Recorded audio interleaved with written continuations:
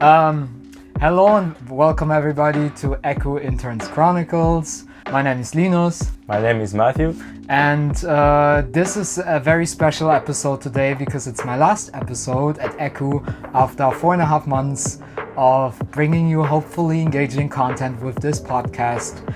Today we're going to talk about another favorite topic of mine, one takes in movies and one take movies by extension, meaning like films that use extended takes to tell their story differently or more engagingly. And so my first question would actually be, what is your favorite movie that involves using one takes? There's many. Can imagine. I think of one. This is the opening scene of Spectre, James Bond. It's because it was made by Sam Mendes, who after made 1917. And when I watch it, the first 10 minutes, the spectacle, and because it's in the street of Mexico, with the, I don't know to call it the death ceremony or something like this. Yeah, the day of the And death. it's so spectacular to be able to do this at this level in one take. I don't want to just think about how they did it and all the logistics and everything that was involved into it.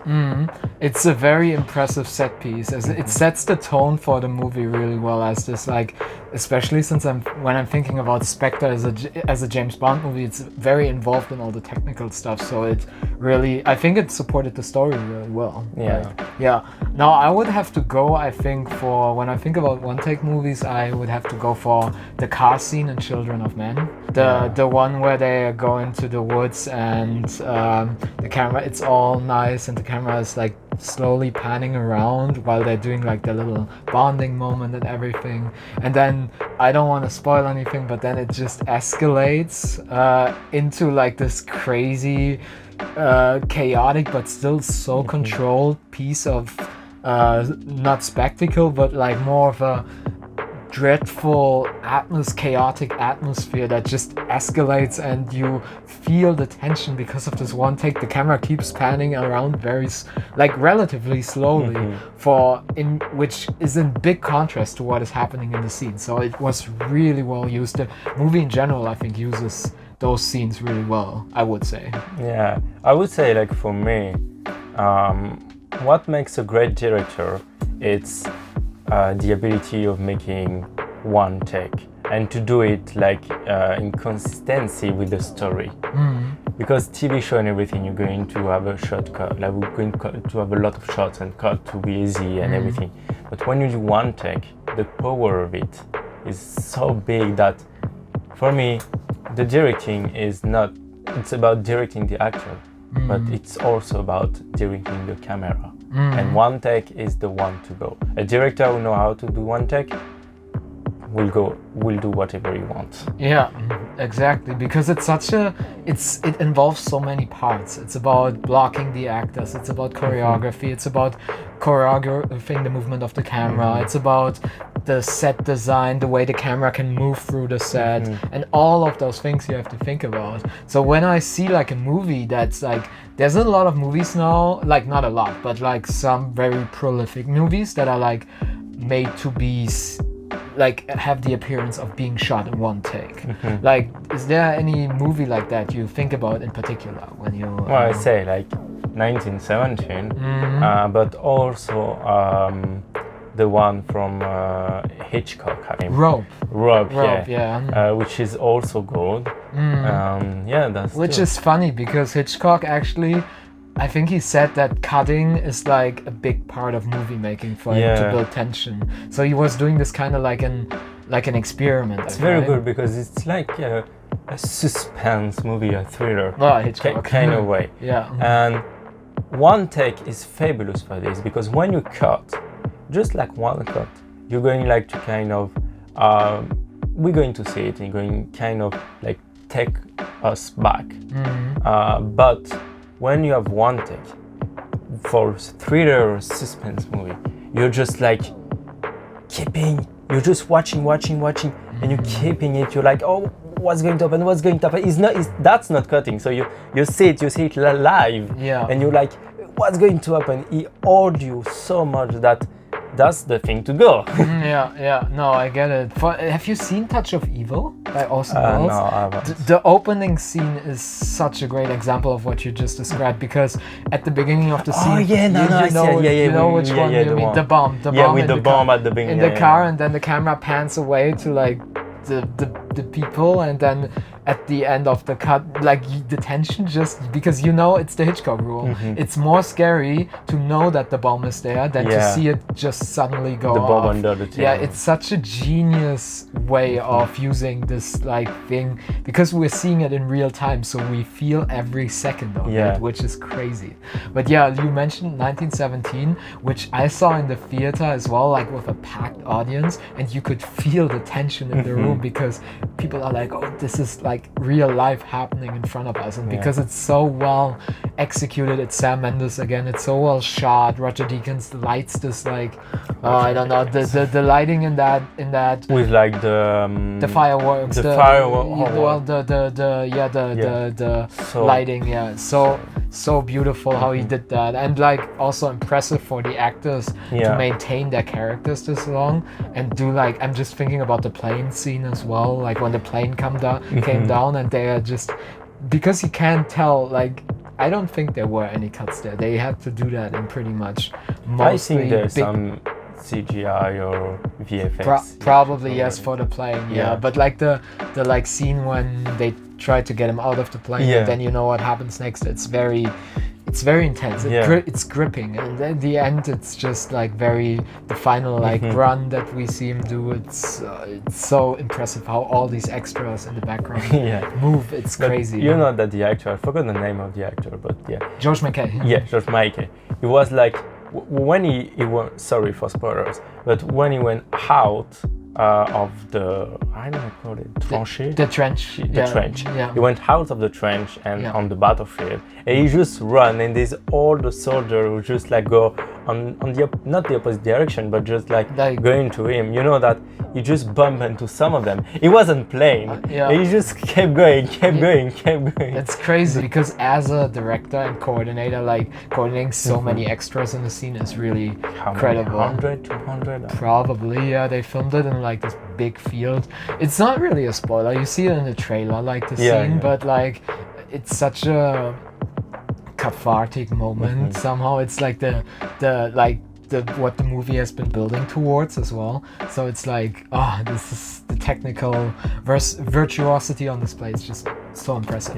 Same with like Birdman, I think. Birdman, I think, is in a different way. It's more the acting that's very impressive. Yeah, it's very impressive. But also, when you're doing like long scene, like long take, and you do it like an open field, like in 1917, like it's not narrow spaces. Birdman, you have more narrow spaces. Exactly. And the thing is, when you get an open field, the thing is that maybe the pictures will be a bit boring sometimes, because you need always like to find new composition to be dynamic. But when you have in narrow spaces like Birdman, you can do things that you always need to think about it, because you can use mirror, you can use a lot of things, you can use corridor, you can use like the walls, so many things to do. You have to think of the reflections that people don't see the camera. You have to think like the coordination has to be a lot more careful, because the camera is in this tight like corridor and has to move like that. So it's like you have to really plan that ahead, I guess, with storyboards and lenses also. And lenses. You have to choose wisely which lens you use, because sometimes you want to not to reveal too much, but then also not too little. But that's very, very interesting. But like going from these movies that are just appear to be one take to like just individual films, one example I also always think about was another movie by Cuarón, actually, Gravity, which they achieved. I didn't like it, but that's fair enough. I heard a lot of people say it's like it's very repetitive. It's more about the technical spectacle, I think, that he did in that film. The dialogue is not that good in that film, and I liked it, but I liked it because it really committed to like this one take thing that he does so well. Is really lends itself to like the to space, because Yeah. these elongated periods of like, oh, every minute of oxygen counts, every second that I'm out here I have less time before the meteor storm's gonna hit again. So this is like, it's adapted to the situation, which is why I like it, because in real time it just feels so different. Because with cuts you can always have the passage of time like be dictated by cuts, like sometimes, like for example the montage, the famous training montage in like films like Rocky, they just the passage of time is condensed into like a couple of shots, basically a couple of cuts, whereas in the one take you're really in time, like feeling time as along with the characters. So I think it depends on the kind of story you're telling as well. Yeah, that's true. Like if you're doing something that you will feel very uneasy and everything going very fast, one take wouldn't be the best thing. Wow, we can be very creative, but wouldn't be like the one to go.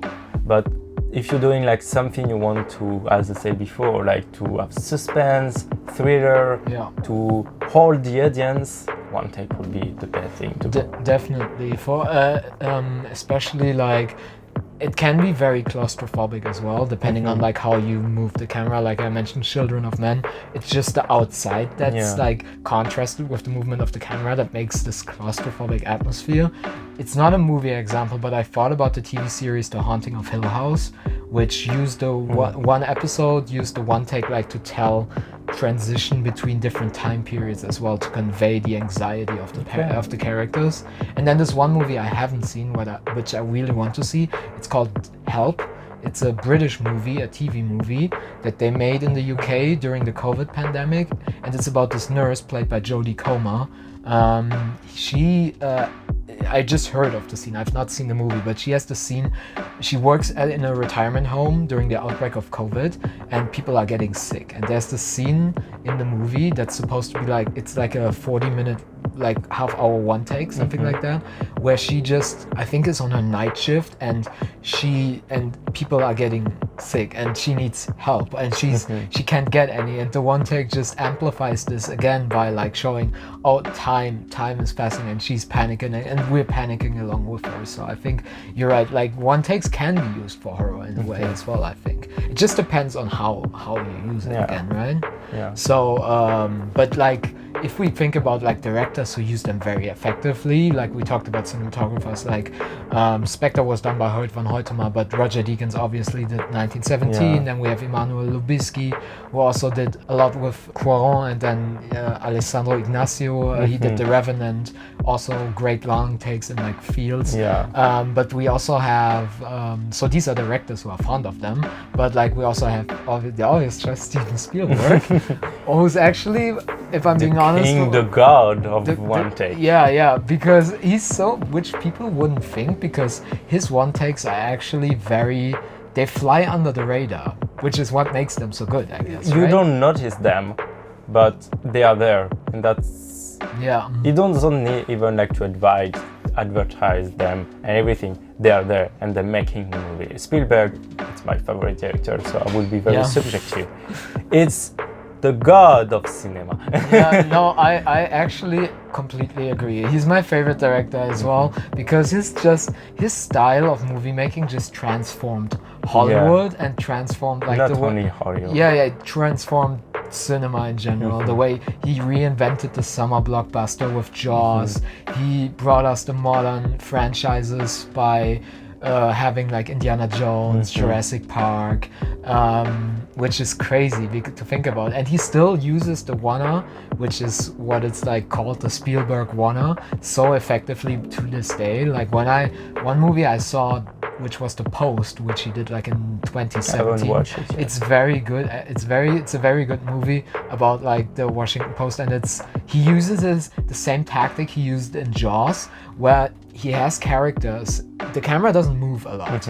He has characters in the scene move to create basically different shot sizes. Like he did in Jaws, like the ferry scene. The ferry scene is such a good example of this, because the camera is on the ferry, it stays still the entire time, but because it's a ferry, they are going from one place to another, so the plot moves along, the background moves, which keeps the scene dynamic for once, and then he has the actor first farther away in a wide shot, then they come into a medium closer to the camera, and once they reach the other side of the quay, they are like all the way in a close-up. So it's like he changed, and all the while the background is moving and keeping the scene dynamic. It's so well done for getting like through a scene like this very efficiently, but still moving the plot. He does it like many times in Jaws. Yeah. Not only one, on the beaches and also in the office, the police office, he do it. The character are always moving because the trap for one take is that it kind of become a bit boring. Yeah. But him, I don't know how, and I want to be like him, so I'm very inspired by his work. He's always moving characters in a way, the camera, kind of a dance, like somewhat like a valse. It's so good. And he's just like moving with them, there's a story, tack, tack, tack, everything like is very much on the dialogue, it fits perfectly and everything. Like, for example, we were talking about Jaws, there's one in Jurassic Park that when, I think it's Grant, the name of the main character, the one by Sam Neill. Sam Neill. Sam Neill. Professor Grant, Professor. And after you got like the kid Tim. And I'm going to say Sam Neill. It doesn't like children in the movie. And there was a scene when they're about to go into the car to just go on the trip into the park and what's going to happen after. And in fact, Tim is just like, oh, I like you, everything, I want to go with you. So Sam go into a car, and after the kids move, and the camera it's only one take, and the camera is just playing with them like a character, like in the way that the camera is going to block Sam. So the camera is going to play with the story and everything, and at the end that he succeeds like to get off this child. It's kind of ditch this child. But the camera is playing with it she's going to corner, it's going to corner Sam in a way and everything, and that's so beautiful, man. It makes also a lot of sense because Spielberg prefers using like 24mm lenses. He said because it allows him to frame his actors in like wider shots and to have this kind of blocking where they're all in one scene together. And sometimes runners can also save time, I guess, if you prepare them well enough. It can, but depends. It can save time. Like if you don't have time, do one take, that will be fine. Or I would say a wide shot. More than one take, a wide shot to save time. But if you want to do like a one take like Spielberg, it would save time in a way that you won't have like to move the camera and to change the lighting every time. But to get ready for this shot is going to take a long time. Like if sometime like half a day can take, or even for the biggest one, a day, just to get ready for the rehearsal, for the lights, everything, only for this shot. But after you're going to shot like 10 minutes of it, so that will be fine. But that's one thing to take into consideration. And Spielberg also, what I noticed about his one takes is like they are always in service of like getting through a scene quickly. Like they are always used to advance the story more quickly, to keep the pace up, which is why I also think it's one of the reasons why his movies are so well paced. Like every time I watch a Spielberg movie, it's like some of his movies go for 2.5 hours or something like that, like West Side Story. And I always think like, oh, this is so well paced. And I think it's because partly of that, because with this shots, if it's like a very talky scene, for example, it allows him to not have to move through it very quickly, basically. Like the opening of, not the opening, but like the one of the first scenes of Schindler's List, when we get introduced to Oskar Schindler, it also follows him through this restaurant, having him introduce himself to different people, just by, again, blocking actors, moving them in and out of frame quickly. And we get through this introduction relatively quickly, which allows more time for other things that are more interesting maybe to the audience. But they need to know this stuff, but these other things they allow like to they have more breathing room afterwards. So if you would have to choose like a Spielberg scene in particular, is there any movie that you would think about? That's a hard question. Like my favorite Spielberg movie doesn't have like they Saving Private Ryan. But maybe I mean, you can always pick the great examples, like Jaws. Jaws is the best, I think, for one take. Yeah. But like, I try to find another one if I'm doing like all of it. I can just like talk about like mine first, and I have like a big affection for Ready Player One, which is different because everything in the virtual world is digital and CGI, so it allows him to move the camera freely. But the car chase on the bridge, it's so kinetic and so well done. I think because he gets to let loose. Oh, actually, I have another one, which is funny because it's French as well. The Adventures of Tintin. It's not French. It's from Belgium. It's from Belgium. Yeah. I'm sorry. Sorry for all friends from Belgium. We love you. Sorry. My bad. Didn't mean that. It really is interesting. Yeah. Okay, no, but there's a scene in there as well, but which is easy for him to do in that movie because it's an animated movie. But it's just a scene where they are in Venice, I think, and he's trying to get the map before the ship leaves, and he goes... the Spielberg and Jackson one. Yeah. The Spielberg Tintin movie. Yeah, he goes like on a motorcycle through Venice, and it's like this very long take. And he reaches the harbor at the end of the shot. Really well done. So Spielberg should do more animation. He's really good at it. We're still waiting for the second one. Oh yes, dude. It's been like more than 10 years. True, he should do another one. Yeah. It wasn't too successful. It was supposed like to have a second one, and it was in work. I don't know, like it's still in work. Because he was doing it with Peter Jackson. I don't know if it's still in work, but I'm waiting for it for more than 10 years. So Spielberg and Jackson, go to work. It's was one of my favorite childhood movies. I think it's so good. But yeah, the animated one takes are just because he gets to play around with them. But if I had to choose one, that's like a very good example of what I was talking about earlier. Like I really like the one. There's one in Raiders of the Lost Ark where Marion and a guy at her bar have a drinking match. And the camera, it does the same thing that I talked about earlier. The camera moves. This time it's not the actors that move, it's the camera.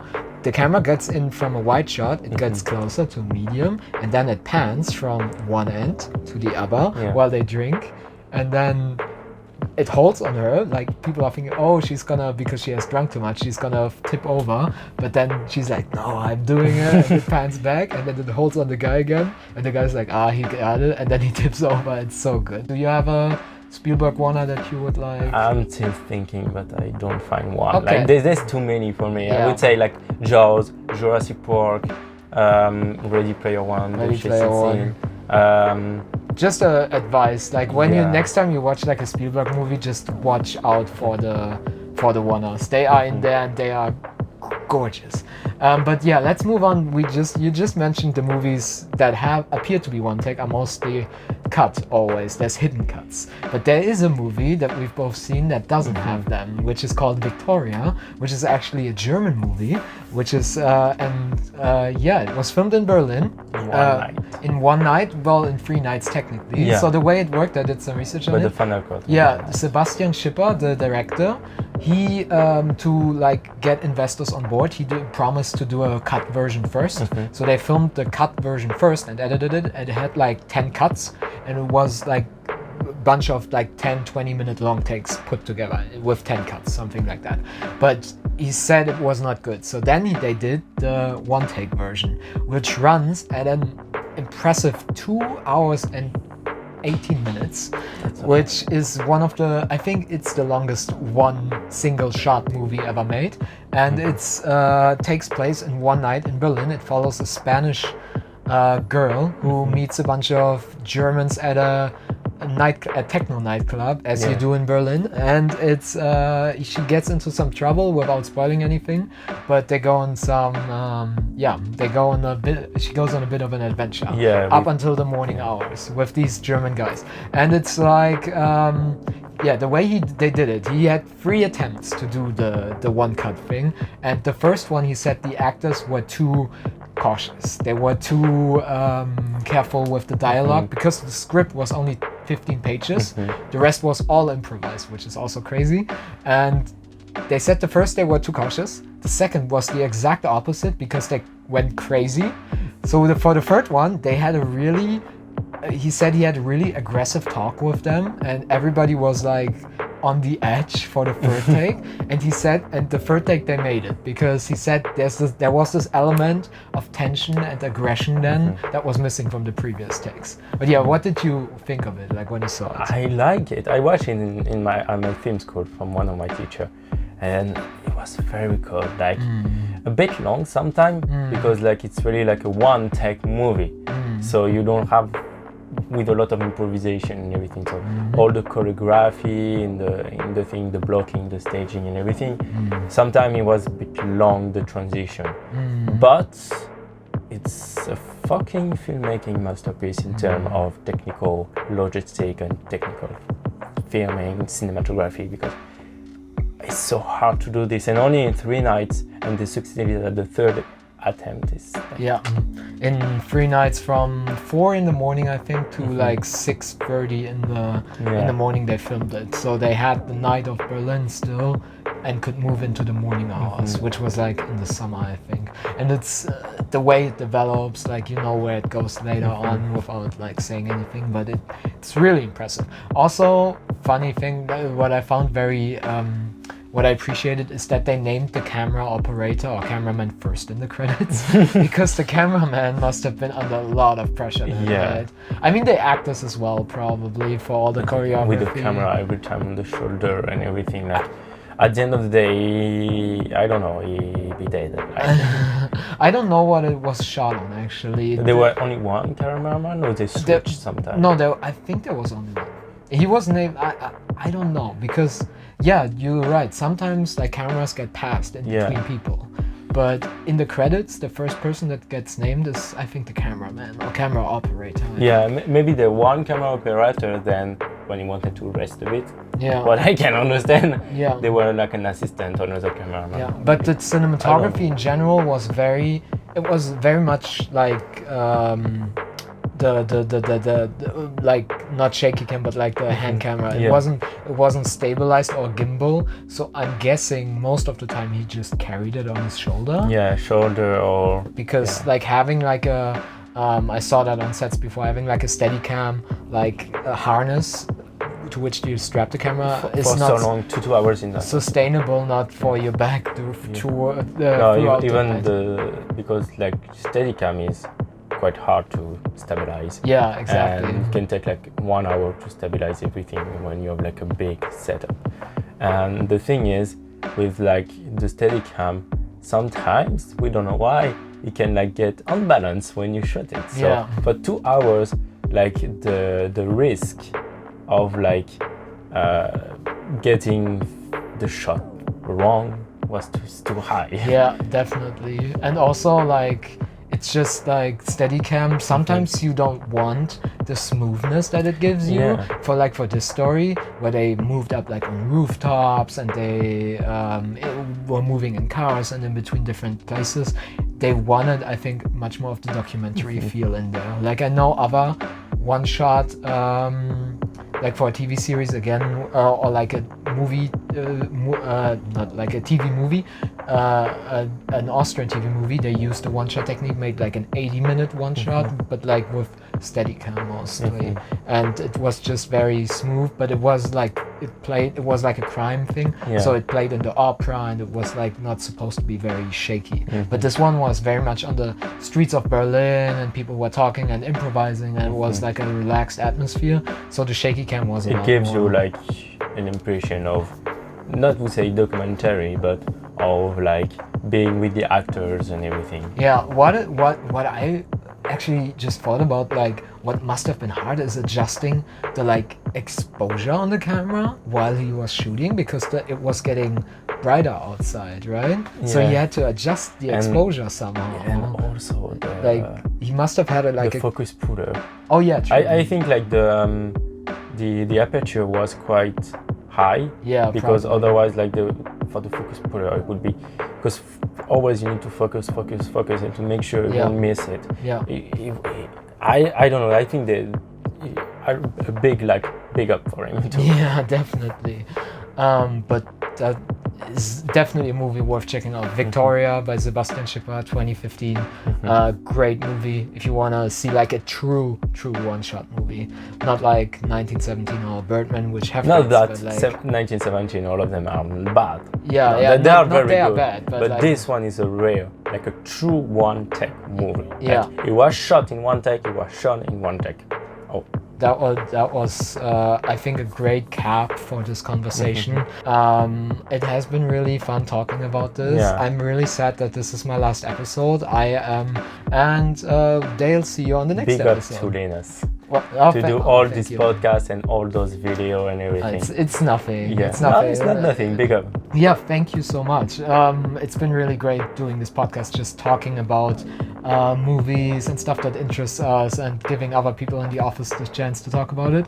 So stay tuned for more episodes and about more topics where we'll go in the future. See you. Bye. Bye.